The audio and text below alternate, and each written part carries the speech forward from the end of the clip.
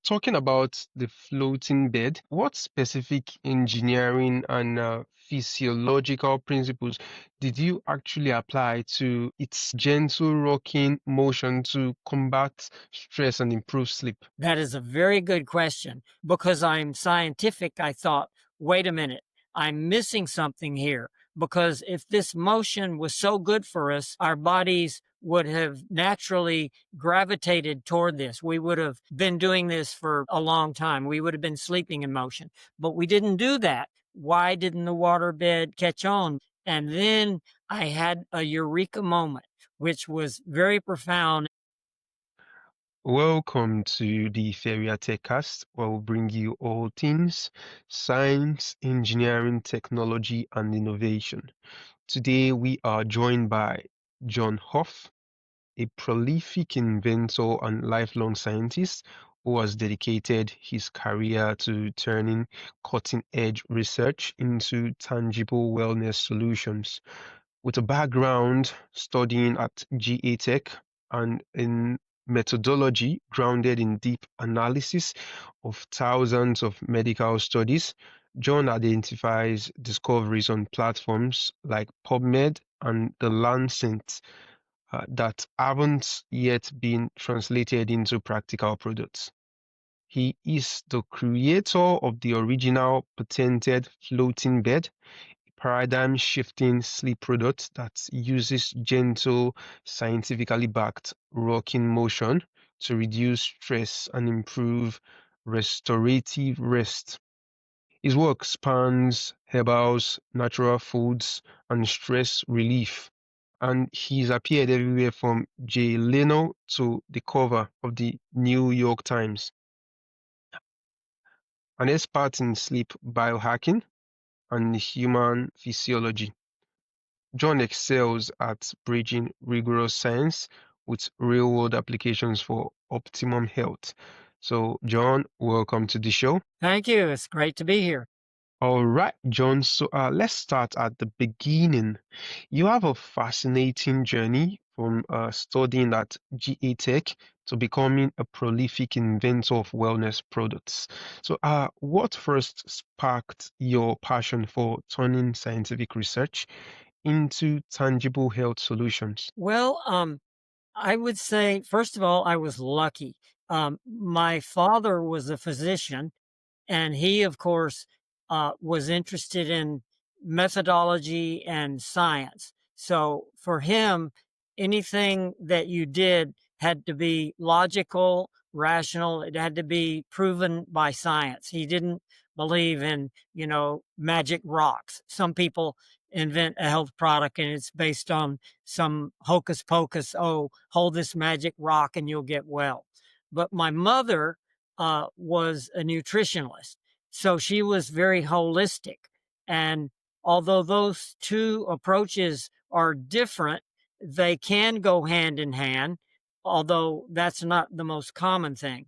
So I grew up in that household where I had two really good influences that helped me get a really good start in life. I was lucky. Uh, that's an interesting story. So, tell us, your process involves reading thousands of medical studies on sites like PubMed. How do you shift through this massive amount of data to identify a discovery that's ripe for becoming an actual useful product? Well, I'm a pretty fast reader.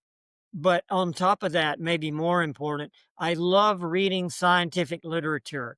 I don't know, it's just a natural thing for me. And you have to learn to do it. Most people haven't, but the language that they use in the in the medical journals is almost like a foreign language. But once you learn to read it, you can understand it. You have to learn their technology and how they phrase things. And then you also have to learn to read between the lines, so to speak, because you can't just look at a study. You have to see who funded the study and maybe even the participants' backgrounds, because maybe they have some connection that means to you when you read it that maybe the study wasn't perfectly neutral. Maybe they had an agenda.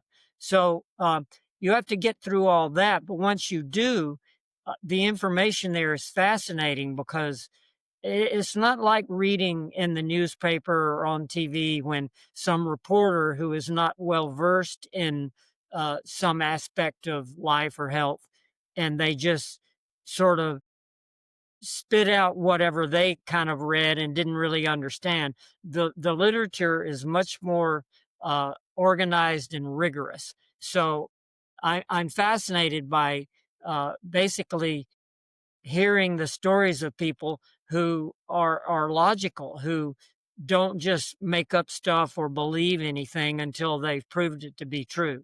And I think that came from my father, but again, from my mom, I was interested in holistic health. So I wanted to find real solutions to problems that we all have because, we're born into these human bodies, but really we don't understand anything about them.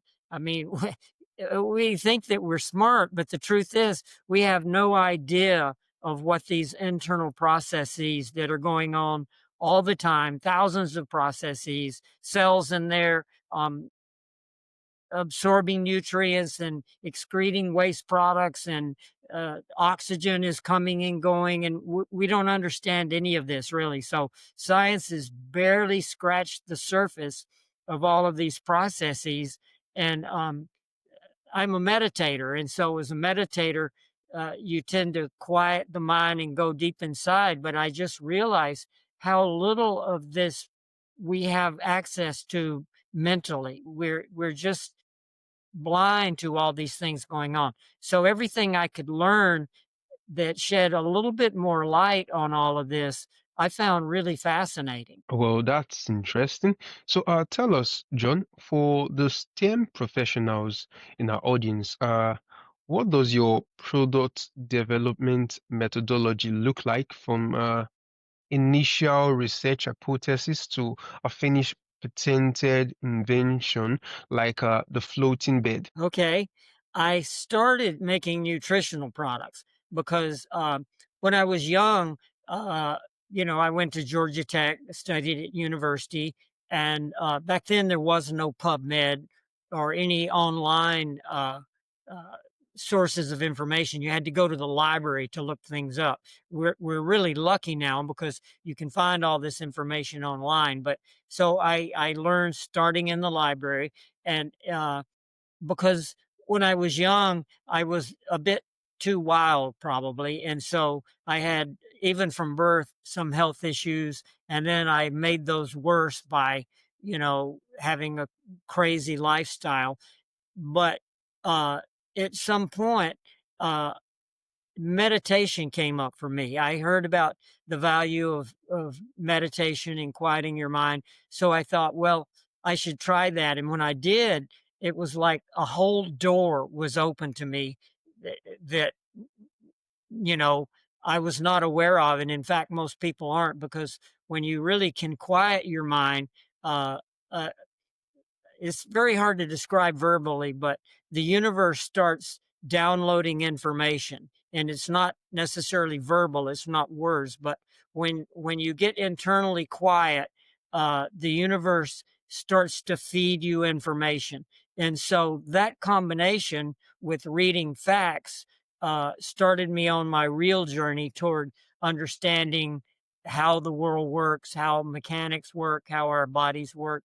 So what I would do is I would get on, first in the library and then later on these medical sites, and I would just, out of curiosity, I would look up, oh, what does this herb do when you take it? What does this vitamin do? My first actual scientific study was on the effects of vitamin A on night blindness, because it turned out that that no one had ever done serious studies on how your intake of vitamin A in food, or in pills, affects your ability to see at night and how fast your eyes can adjust. And so I designed a little apparatus where I could have myself and a subject in a room that I could make dark, and I could turn off a light and then have one fixed light at a fixed brightness a certain distance away from the person, and they could look at that light for 10 seconds and then turn it off. And then I would simultaneously turn on a red light that had one of the five symbols, a plus, a minus, a square, etc.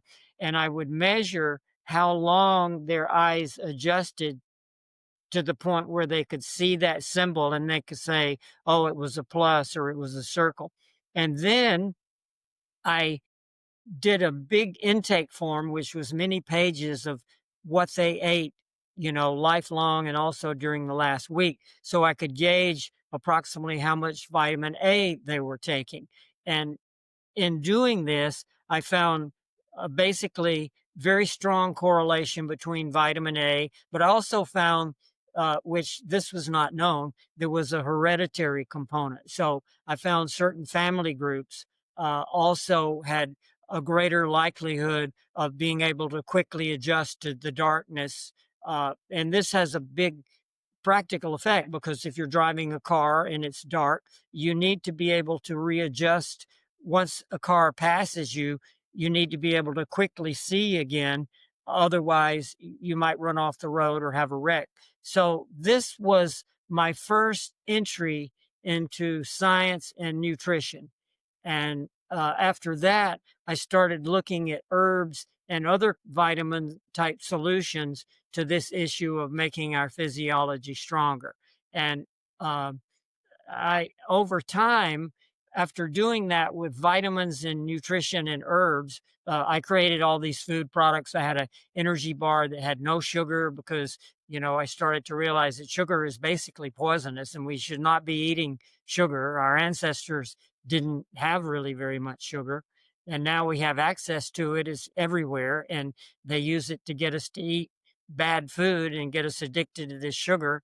And so I learned that, but then I saw that, it's difficult to get people to stop eating sugar, including myself. I mean, we love sugar. It's tasty and it gives us this temporary energy, but then we crash. That's bad.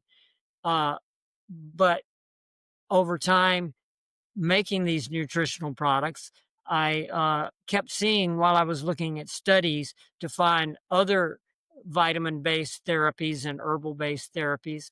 I found that, uh, as an aside, that motion was a very important part of health. And although there are a lot of studies on food and nutrition, there has not been much work done on the benefits of motion, and there's even less done on how the lymphatic system works. And so once I realized that, I thought, well, all these people are working on food and nutrition, but maybe I should get into this field of health that is all about lymphatic circulation and how motion also is like almost like a nutrient. It's a panacea in that by increasing circulation, motion makes us healthier. And so uh, I started exploring that, and that's how the floating bed came to be. So at that point, um, I thought, okay, we need to be having more motion in life because basically in modern world, we don't get enough motion. Our ancestors had to chop wood and carry water, and it was a hard life, and that actually helped them become healthier. But in modern life, we don't do that kind of hard work. There's not enough exercise. Uh, so we're in a way handicapped by lack of exercise. So I thought, how can I get more motion? Because one of the reasons that exercise is so good for us is that this motion increases circulation. When we sit for too long, uh, our body is no longer carrying toxins out of the cells. So I decided I need to figure out a way to get more motion in my life in addition to exercise. Since I have to sit at a desk for hours per day doing research, what can I do to add motion to my life? And I came upon this idea of making a bed that would move. So all night I would get motion, which otherwise people are not getting. My curiosity led me to do all this research on the medical study sites. And that was very useful. And I started making nutritional products because back when I was starting my journey, uh, there wasn't much knowledge in America about food and nutrition. And so that was an unexplored area. But in doing these studies on food, I started seeing studies on motion. And at that point, motion wasn't very well understood. We knew that we needed exercise because that creates an increase in circulation, but we didn't know much about how the lymphatic system works. And so I started studying the circulatory system, uh, which is an interesting thing, which now people are starting to know about it. But in the early days of my study, no one knew. So if I were to make an analogy, um, our body's circulatory system is very similar to what happens, say, in our plumbing in our house. Like if you imagine your kitchen sink, you've got a faucet. So when you turn on that valve, water is under pressure and it's flowing into the sink in the kitchen. So that sink is going to fill up with water and you can wash the dishes. And the drain system in that kitchen sink is is only moved by gravity. So there's no force, no pump on that system. And ironically, our bodies work the same way. In our bodies, the heart pumps nutrients and blood and oxygen into each cell. And every cell in our body is like a little individual kitchen sink. We think of our bodies like it's a solid thing, but you can grab your arm and you can pull the skin and you'll realize, no, we're a sack of water. And there are these cells loosely floating around in that sack of water, but it's not solid like a bone. And so when the oxygen is pumped into our cells and the nutrients via the blood flow, they don't have a pump to force them back out again. So there's some subtle processes like osmosis where uh, pressure forces the waste products from metabolism out of the cell into this water that our cells are floating in. But the method by which those waste products are sent away from the cells is only through motion. So imagine back thinking about your kitchen sink. If that drain system in your kitchen sink was a little bit clogged up, and then you had dishes in the sink, and overnight you went away and you came back in the morning, you would see that bacteria was growing in that water because it had been stagnant. It had never moved because just the sink was a little bit stopped up. So that's exactly the situation I realize with our bodies. When we go to sleep at night, because we've had no motion, the lymphatic system has not been able to take the waste products away from our cells. And we wake up and we're stiff and we're groggy because we've been stewing in waste products, just like that kitchen sink with the bacteria growing. That's happening in our body. And there's a reason for this. If we know what the blood vessels look like. They're these little channels, and the blood is being forced along the channel because the heart's pumping it. But the lymphatic system is completely different. If you looked at a lymphatic vessel, like a little channel, just like a blood vessel, every tenth of an inch, there's a little valve like this all a way along the channel. And so imagine that my fingertip here was a waste product that the cells had excreted out into this system.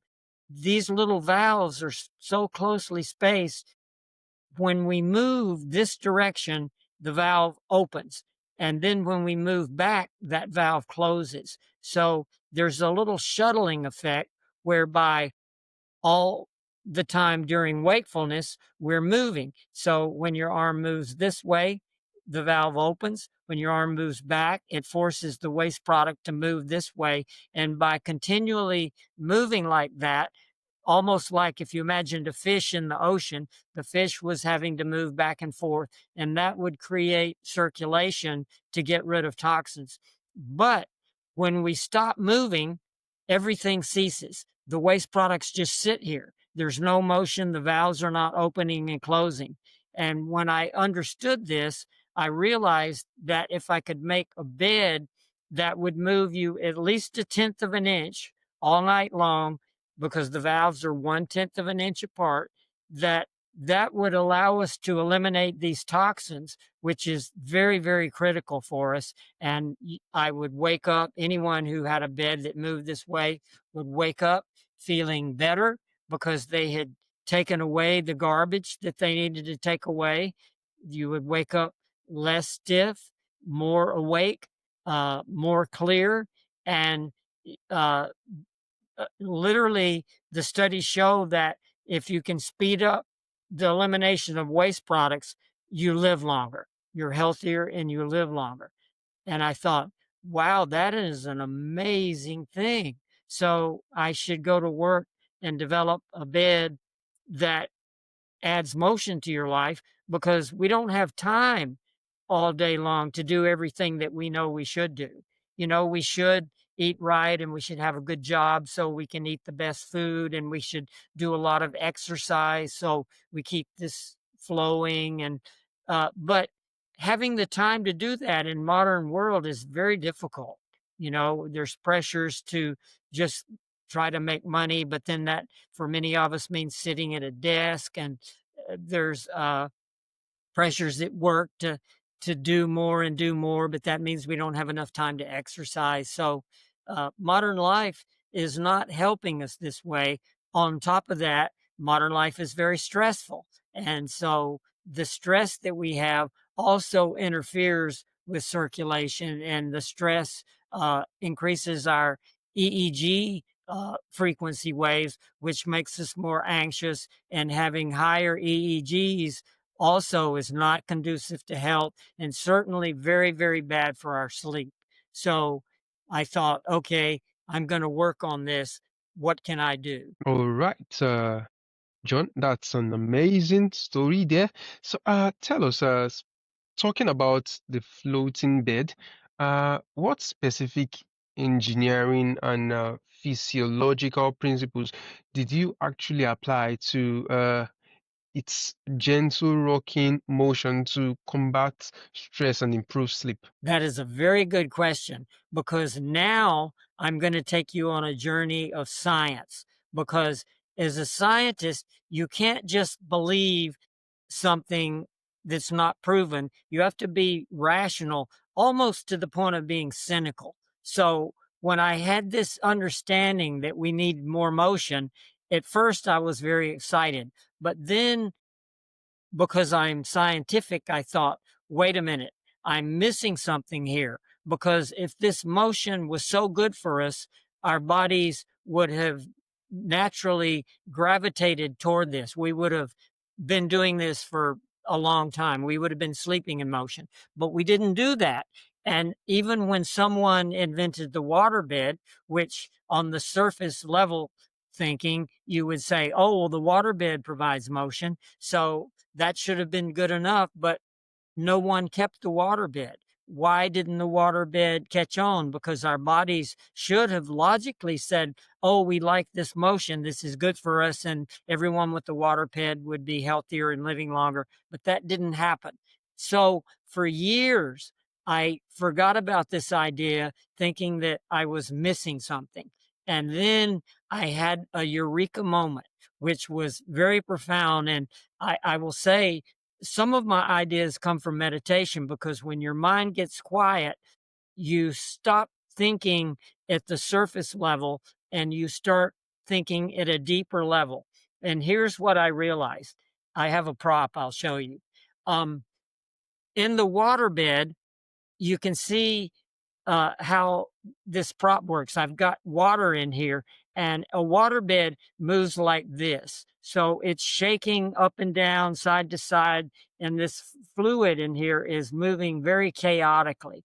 And understanding physiology, I realize when you're on a waterbed that the three canals in your inner ear, they're called vestibular canals, they're filled with fluid. And when you move like this, that fluid is sloshing around like this. And that sends a very loud, direct signal to your nervous system, specifically your sympathetic nervous system, that you're in danger. Because if you were moving like this, let's say you were on a waterbed.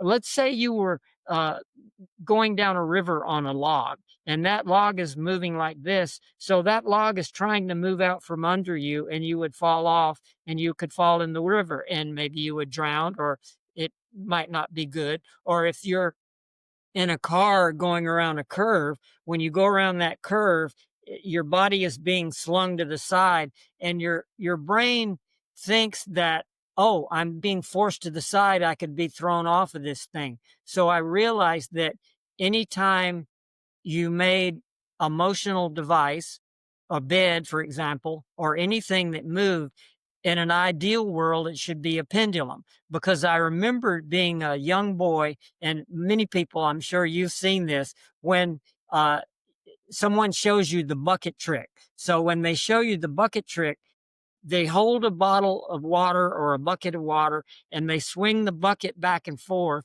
And when you do that, the water stays level in the bucket.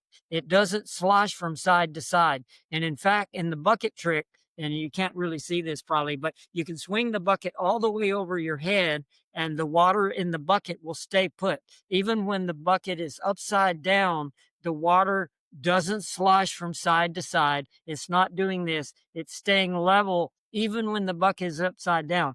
And that was my eureka moment, because I realized the one mistake that every inventor had made who tried to make a bed that moved.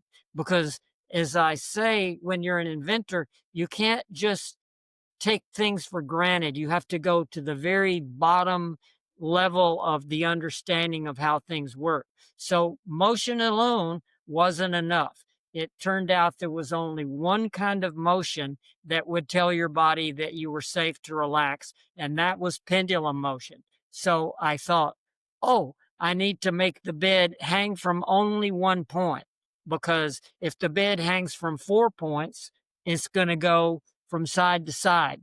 If the bed is chaotic like a water bed, it's going to slosh around. But if I make the bed a pendulum, just like the bucket, then the inner ear will tell your body that you're safe, that everything is fine. And that has a number of effects.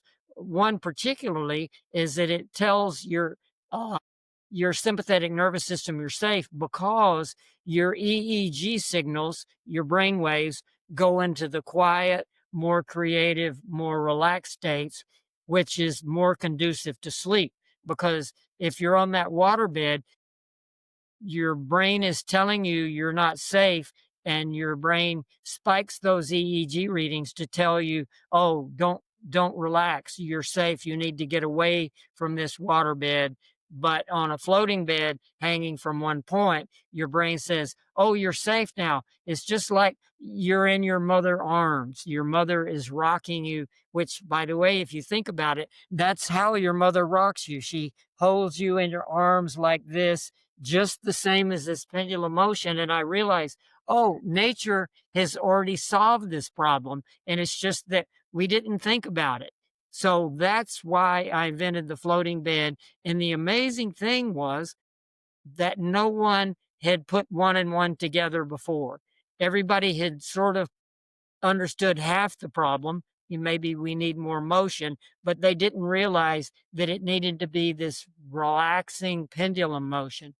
So once I realized that, I applied for a patent. No one had ever done it. I got the patent. So then I started my company, which started the next half of the process, because then I had to figure out the engineering, how I could make a product that had this pendulum motion, that would be safe, that would be marketable, that would be mechanically uh, that I could design mechanically, that a person could take home, that I could ship without a giant problem, that anyone could assemble at their house very easily, and that would be flat because you don't want to sleep like in a hammock when you're all curved or, so there were quite a few engineering problems once I understood the physiology. And I think the universe delivered this message to me because I had two particular interests. I had an interest in physiology, but I also had an interest in mechanics, how to make things that work that are practical. So it was really fun for me. And there are a lot of things I'm not good at. I'm not a good salesperson. I'm not a good person for raising money to start a business. So I lack those skills. I like to say everyone sort of has uh, the same amount of skill. We all come to life and maybe we're a 90 on a scale of 100 or we're an 80, but nobody's a 5 and nobody's a 200. He's good at this, bad at that. But I was lucky that my skills were the right skills for me to create this bed. And so I did what the universe told me to do and it all worked out. Wow, that's quite a fantastic illustration. Nature is always the sure go-to when looking for the solutions to the problem that we face on a day-to-day basis. Yeah. So, tell us, John, beyond the floating bed, what's one surprising or underappreciated finding from sleep science that people could easily apply to improve their sleep? Maybe tonight, or maybe the night they're watching this podcast. Yes. Okay. Well, in the big picture, science has found many studies, thousands of studies. There are four things that always come to the top of things that you can do to be healthier. Uh, and they don't always stay in the same order, but they're always the same four. Sometimes one will come to the top or it'll be at the bottom. But those four things are nutrition, which includes herbs and vitamins and anything that you eat, good things, bad things. So nutrition is always right at the top. The second thing is exercise, which includes, work. It includes how much a day you sit, but it certainly includes how much vigorous exercise you do. And that's divided into two parts. There's, passive motion and active motion.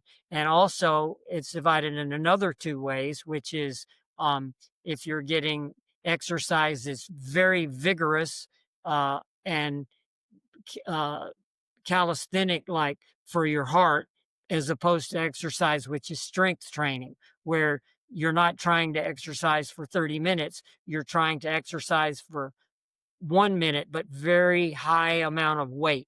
So that's the exercise component. And then the third component is always sleep. We need to get adequate quality sleep.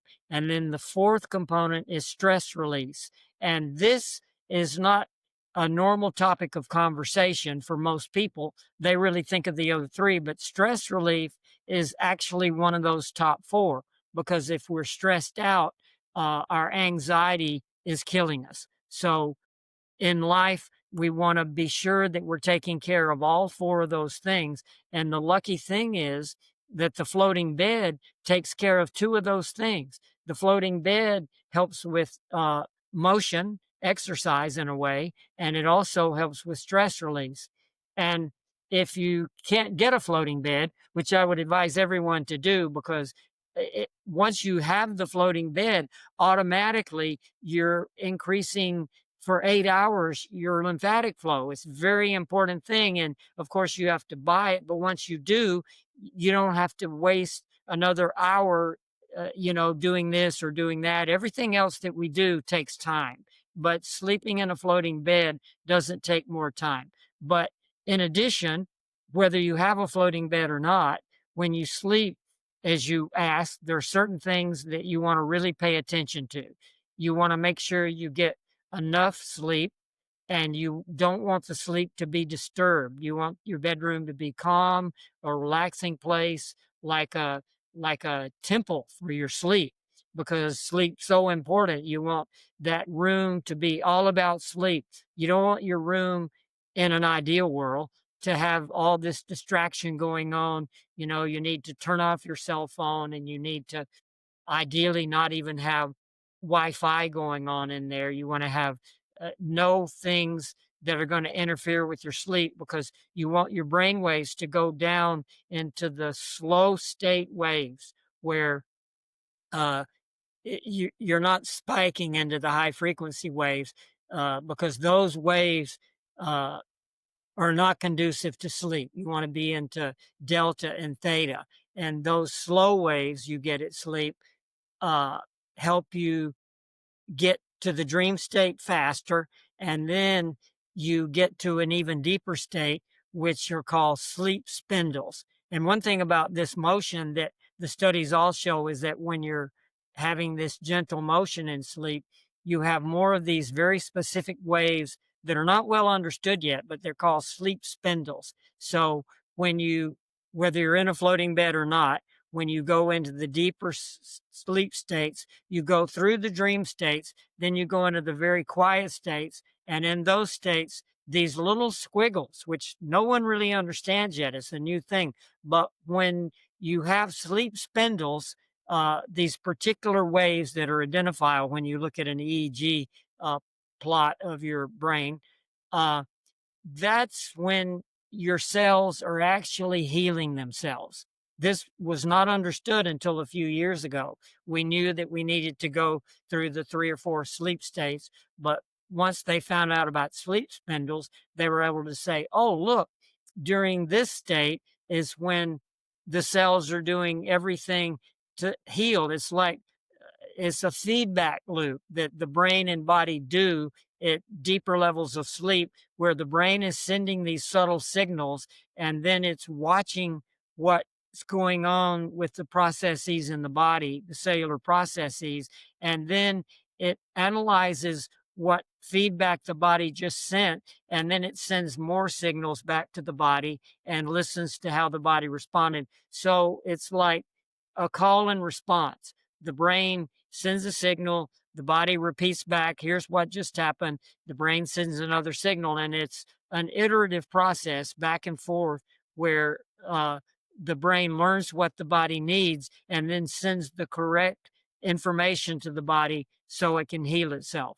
And again, this process works better when you have motion, but it works for everybody, even if there is no motion. Wonderful, wonderful. So, John, you've created products across nutrition, sleep, and stress. So, if you had to rank the 4 pillars of health, which are diet, exercise, sleep, and stress relief, yeah. So, but if you had to rank them by immediate impact, what would you what would the order be, and why would you put it that way?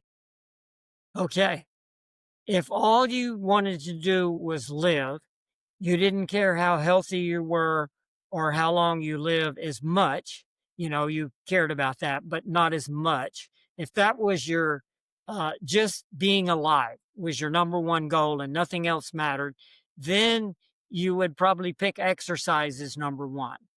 If you wanted to just be alive, but be a little bit more healthy, you would probably pick diet and nutrition as number two. But most of us are not interested in just survival. We want to prosper. We want to be healthy. We want to live at a very high level. We want to feel good. We want to be happy. We want to be blissful. We want to be uh, we want to be strong so we can achieve things and be successful in life. And to do that, you need to focus on the last two, better sleep and stress relief. Because what science has found is yes, you can survive at a low level. If you eat McDonald's burgers, you'll live, but you won't live very long and you won't feel very good.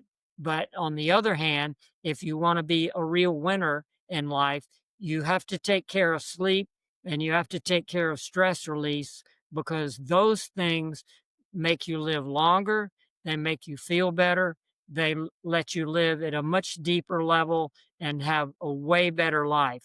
And I'm not interested in just hanging on to life by my fingernails. I want to feel good. I want to be happy here. I want to be a positive influence on the world. I want to be like a good human being. I don't want to just be another person who's getting by. So that's the order I put things in. But I want to make sure I'm taking care of all four of those things, not just the first two to just barely get by. Well, that's fantastic. So, John, part of the theme of this podcast is centered on innovation. So, for that reason, there's a particular question I like to ask every guest I interview on this show before we conclude the session. So, tell us, what does innovation mean to you, and how does it relate to your field? I mean, in the context of health and human physiology. I mean, I like to hear the meaning of the word innovation from your own perspective. Okay. I would say there are two levels of innovation. Uh, the simple level, which is the normal level, is that a scientist or a person who has a scientific mind, and to be an innovator, you have to have a scientific mind. You have to be logical, you have to be rational, you have to think things through, you have to look at the problem and not just come up with the first thing that hits your mind. So, the simplest innovation is a person who looks at a problem and says, okay, I see that historically, uh, innovators, inventors have taken this prior invention and then they've just changed one little thing about it, you know, and that's the way most inventors work. They might look at a light bulb and then say, oh, if we have this one filament, the light bulb will last 1,000 hours. But if we add a little more tungsten to the filament, maybe the light bulb will last 1,100 hours. And so, um, look at the light bulb and say, we add more tungsten and the light bulb will, instead of 1,000 hours, it'll last 1,100. That kind of innovation is good. It's small steps toward making something better. But uh, a big innovation is when you look at the light bulb and you throw all the history out the window and you say, forget about that filament. How could we make the light bulb really better? And then we go, oh, instead of a filament that has to get hot and only is 5% efficient, we could use an LED. And an LED could be far more efficient and it wouldn't have to get hot and it would last 10,000, 20,000 hours, and it would be cheaper to run, cheaper to build, last longer, use less energy. That is the deeper level of innovation. And that's the way I work. There's a problem with that because the first level of innovation is easy because you look at what's been done and then you just make a little bit of a change. The way I work is I look at what's been done and I throw it all out the window. And I say, for example, with the floating bed, if we wanted to make the ideal bed, we wouldn't just make a little bit better mattress. Maybe we would use a better quality memory foam. We would use a better latex. We would, little things are not interesting to me. What I looked at was if we wanted to make a bed that was really different and really better, let's forget about how beds were traditionally made and let's start from scratch. What should the bed do? And the answer was obvious to me. The bed should supply motion because without motion, you're never going to have the ideal bed. Now, the problem with this approach to innovation is very often you find out that the people before were not that dumb. Maybe before we had LEDs, the person who figured out, okay, I can add more tungsten to the light bulb, uh, did it, and the light bulb was a little bit better, and that was easy, and so the process kept going. Whereas when you try to throw all the history out the window, oftentimes you start working on something and you get to the end of the process and you find out, oh, those prior inventors were right. The incremental approach was the right thing because what they found out was good. So very often when you're a true innovator, you spend all this time and then you get to the end and your idea is no good. You could not throw the history out the window because it was based on science. And I've come to that point with some of my inventions. I've had invention when I would spend months on a thing and then I would come to realize that, oh, my inspiration was not accurate. These prior innovators were true, they were right. So you have to give up the idea. But with the floating bed, as well as with certain other inventions of mine, I got to the end of the process and I realized, oh my God, all these prior inventors completely missed the boat.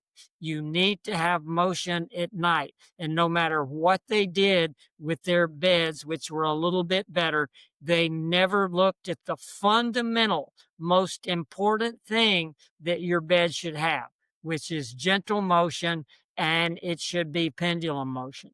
Since nobody thought that, nobody was willing to throw history out the window and start from scratch. We ended up with beds which were basically not much better than beds that we've had for thousands of years. Wow, that's fantastic one there. I get to hear many definitions and descriptions of innovation from different people and their opinion, and I must say that that's really one interesting one. So, finally, John, tell us where can listeners go learn more about your work behind the floating bed and your other works generally, or maybe contact you or find you. Yes. I would recommend that you go to our website. It's floatingbed.com. Just go on the internet, www.floatingbed.com. And there you will see uh, various models of beds. You will see how much they cost. I have to tell you, they're not inexpensive. To make a bed that hangs, it's not as cheap as a regular bed. But the great news is, once you get it, you're not spending more money. Like when you take vitamins or, let's say you're taking vitamins, you have to spend money every month to keep taking the vitamins. But once you get a floating bed, you have it for life and you're not spending money every day on it. So if you go to floatingbed.com, you'll see the models and you'll see how you can use them indoors or outdoors. Behind me back here, I don't know if you can see, but I got photos of various indoor and outdoor floating beds. But you'll see all that on the website. And then I encourage you to call me up because one thing I do is I like talking to people individually. If you want to be healthier, have a better life, and are willing to do it, I will help you figure everything out. I'll help you figure out what bed you need, what accessories you need, how to hang it, because obviously, when you have a hanging bed, you have to figure out either one of our stands or a way to put it in the ceiling. I help every person who buys a floating bed I've talked to. And so I want to help you sleep better and live longer. That's my mission in life, for everyone to be healthier and happier, to be less stressed out, so we have a happier world and we're not arguing and fighting with each other all the time. Wonderful, wonderful. So, John, it's been a really exciting conversation with you, and I am totally happy to have you on the show today. And I wish you all the best in your journey as a designer of things. And I'm sure you're going to do great things. You're just starting your journey. I'm farther into mine, but it's the same path. Yeah, thank you very much for that. Uh,